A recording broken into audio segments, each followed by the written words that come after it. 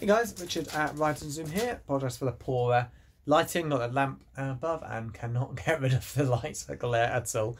So yeah, not in my as I would be, but it got a bit late, so it's easy just to do this here while I'm checking on my ferrets. We've just gotten back safe where they've been staying. So yeah, this is the Doctor episode 7 of New Series 1 review. This one is The Long Game. So straight to it. So definitely one of the weaker episodes of the... Oh, blade light's way too annoying. Oh, hello, Grill. Look at that. There you go. Okay, ferret, a bit injured. Okay, I'm trying to move. Right. Yeah, good enough. Okay, so yes, episode 7. This immediately follows the episode Daleks, where the main thing is that there's a new companion, Adam Mitchell. So he's in Connection Street, not EastEnders. I don't know if that was just a joke or they actually genuinely thought that and didn't just call him Barlow or something. Who knows?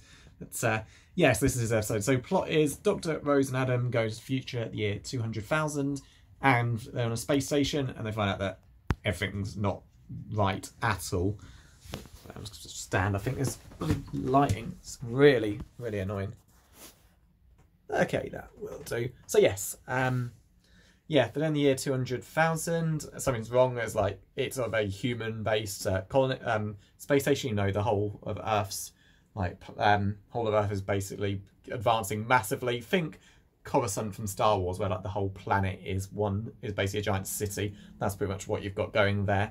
And there's this like floor with 500 levels, and the person in charge, the editor, played brilliantly by Simon Pegg. Yeah, he's up to no good. And there's this like horrific alien creature called the Jagrafess, which is like this gigantic, like blob-like creature that's somehow completely in charge of it. Basically, what this station does is they beam all like news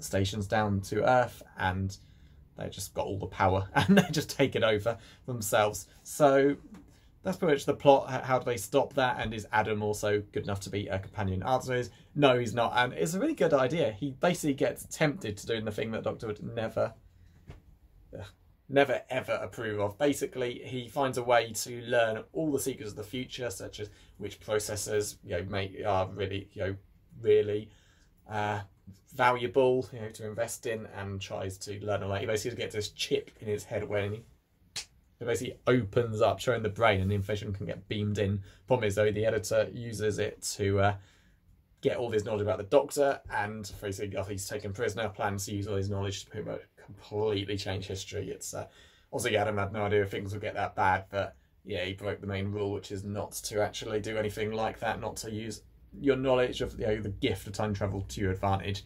And Adam basically gets kicked out. Here we go. Ferret's just running around my leg as usual. So yeah, Adam gets kicked out. The Doctor is mad as hell and basically leaves him there to suffer with a chip in his head that can't be controlled. Click your fingers and it opens every time. So yeah, you basically no mercy. Adam pays for his own. It's pretty harsh, I mean, Adam gives him temptation. To us, it's surprising that this has never happened before. I know they're going to reference this sort of thing in like the odd episode here and there in the future, but in the old days, yeah, no one ever did anything like that, and I'm surprised that never happened. So it's a good idea, and it's something they could. I'm surprised they never really went back to again in the future, other than like a companion mentioning that they could, record music in advance and then set it off for fortune. The Doctor's like, no, that would be bad. Whereas here, it's like the Doctor has this like really mad look in his face, like plans to Adam thinks he's going to throw him out an airlock.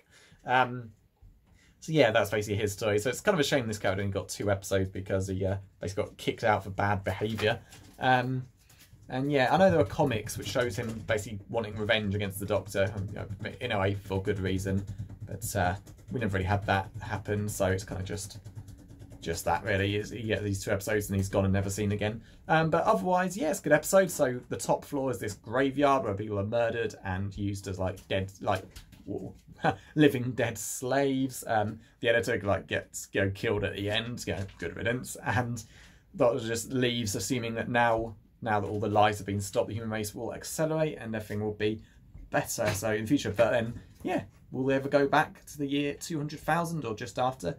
Who knows? Doctor Who's been very modern day focused so far. We'll see. Overall, not one of the best episodes. It's I chat to my wife about it, it's just now she felt like a bit of a lower budget episode. It's like, yeah, I'd agree. All that money spent in the end of the world episodes, kicking them a bit. Yeah, not a bad episode. It's something of a sequel to Dalek, I suppose, because of the character that's like stuck around. But overall, even if you ignore that fact, it's just an episode of a new character, and it's okay. It's got some good ideas. You know, the Doctor just quickly leaves at the end, no fuss. When he doesn't really want to get too involved, he just assumes everything will work out.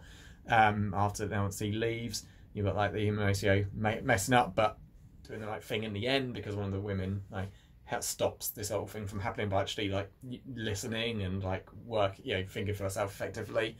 So yeah, good ideas, but it's just not the best one. And again, it's one I'd never go back to. I don't think I've watched this since 10 years ago. So good episode, but no, it's in the bottom half of series 1, definitely. Not quite that great, but as what's out there, but not the worst. No, that still goes to the Slovene 2-parter, but it's not that much higher, to be honest. But yeah, that's it. So I'll see you for next time, Father's Day, which has always been one of my favourites. So yeah, I'll try and do that in my room tomorrow because this glare is bloody awful. I apologise, but I don't want to record this again. Right then, so until next time, thank you.